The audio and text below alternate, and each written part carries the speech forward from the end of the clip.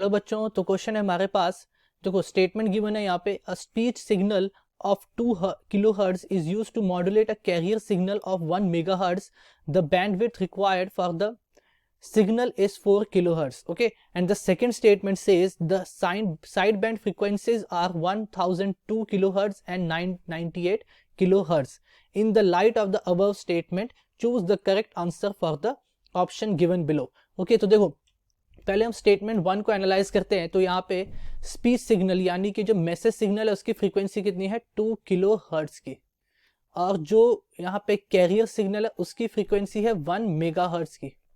ठीक, तो अगर मैं 1 मेगा हर्ट्ज को किलो हर्ट्ज में चेंज करता हूं तो 1 मेगा की जो वैल्यू होती है वो 10 टू द पावर 6 है। तो इसे मैं लिख सकता हूं 1000 किलो हर्ट्ज। क्या लिख सकता हूं, 1000 किलो हर्ट्ज। अब देखो कि अगर मैं बात करूं बैंडविड्थ रिक्वायरमेंट की, तो बैंडविड्थ क्या होती है, बैंडविड्थ होती है हमारे पास 2 टाइम्स ऑफ FM। क्या होती है, 2 टाइम्स ऑफ FM, यानी कि FM की फ्रीक्वेंसी, मैसेज सिग्नल की फ्रीक्वेंसी। ओके, तो ये होगा 2 इंटू मैसेज सिग्नल की फ्रीक्वेंसी है 2 किलो हर्ट्ज, तो ये हो जाएगा 2 किलो हर्ट्ज।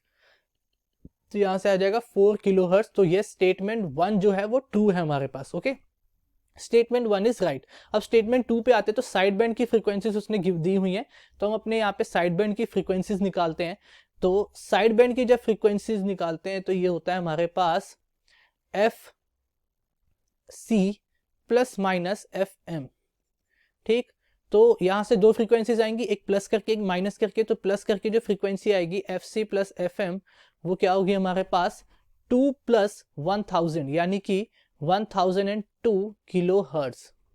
और सेकेंड फ्रीक्वेंसी होगी FC माइनस FM, यानी कि 1000 माइनस 2 यानी 998 किलो हर्ट्ज। तो यहाँ पे जो FM किलो हर्ट्ज। ओके,